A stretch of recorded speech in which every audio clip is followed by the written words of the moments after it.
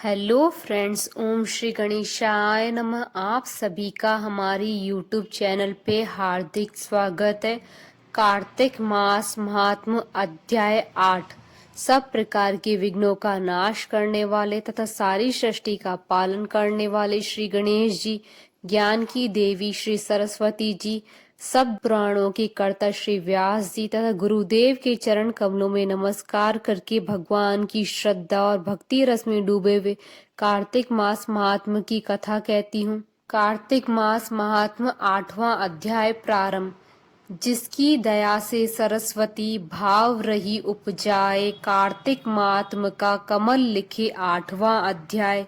नारद जी बोले, अब मैं कार्तिक व्रत की उद्यापन का वर्णन करता हूँ, जो सब पापों को नाश करने वाला है। व्रत का पालन करने वाला मनुष्य कार्तिक शुक्ल चतुर्दशी को व्रत की पूर्ति और भगवान विष्णु की प्रीति के लिए उद्यापन करे। तुलसी के ऊपर एक सुंदर मंडप बनावे, उसे केले के खंभों से संयुक्त करके नाना प्रकार की धातुओं से उनकी विचित्र शोभा बढ़ावे।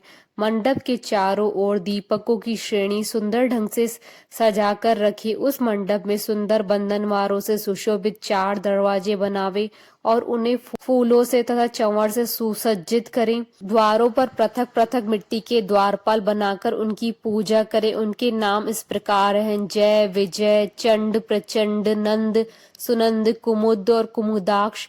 उन्हें चारों दरवाजों पर 2-2 के क्रम में स्थापित कर भक्ति पूर्वक पूजन करे। तुलसी की जड़ के समीप 4 रंगों से सुशोभित सर्वतोभद्र मंडल बनावे और उसके ऊपर पूर्ण पत्र तथा पंचरत्न से संयुक्त कलश की स्थापना करे। कलश के ऊपर शंख चक्र गदाधारी भगवान विष्णु का पूजन करे।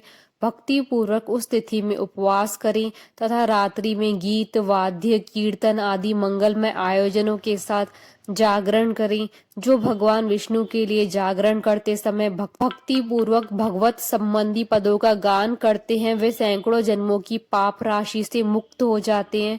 जो मनुष्य भगवान के निमित्त जागरण करके रात्रि भर भगवान का कीर्तन करते हैं, उनको असंख्य गोदान का फल मिलता है। जो मनुष्य भगवान की मूर्ति के सामने नृत्य गान करते हैं, उनके अनेक जन्मों के एकत्रित पाप नष्ट हो जाते हैं। जो भगवान के सम्मुख बैठकर कीर्तन करते हैं और बंसी आदि बजाकर भगवत भक्तों को प्रसन्न करते हैं और तथा भक्ति से रात्रि भर जागरण करते हैं, उन्हें करोड़ों तीर्थों का फल मिलता है। उसके बाद पूर्णमासी में एक सपत्नीक ब्राह्मण को निमंत्रित करे। प्रातः काल स्नान और देव पूजन करके वेदी पर अग्नि की स्थापना करे तथा भगवान की प्रीति के लिए तिल और खीर की आहुति दे। होम की शेष विधि पूरी करके भक्ति पूर्वक ब्राह्मणों का पूजन करे, उन्हें यथाशक्ति दक्षिणा दे। फिर उनसे इस प्रकार क्षमा प्रार्थना करें: आप सब लोगों की अनुकंपा से मुझ पर भगवान सदैव प्रसन्न रहे।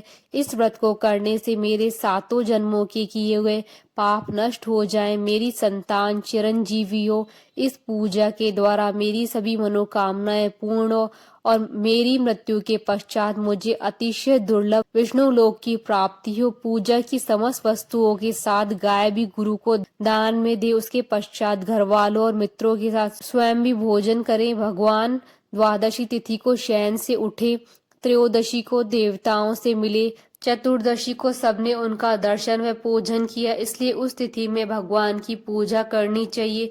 गुरु की आज्ञा से भगवान विष्णु की स्वर्णमयी प्रतिमा का पूजन करें। इस पूर्णिमा को पुष्कर तीर्थ की यात्रा श्रेष्ठ मानी गई है।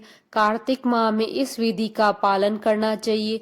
जो इस प्रकार कार्तिक के व्रत का पालन करते हैं वह धन्य और पूजनीय, उन्हें उत्तम फल की प्राप्ति होती है। जो भगवान विष्णु की भक्ति में तत्पर होकर कार्तिक में व्रत का पालन करते हैं, उनके शरीर में स्थित सभी पाप तत्काल नष्ट हो जाते हैं।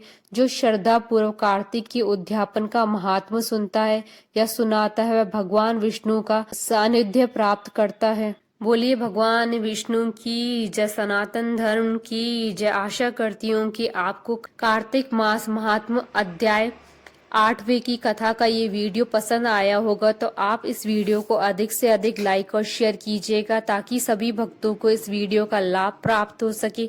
आप हमारे चैनल को सब्सक्राइब जरूर कीजिएगा अगर अब तक नहीं किया है तो।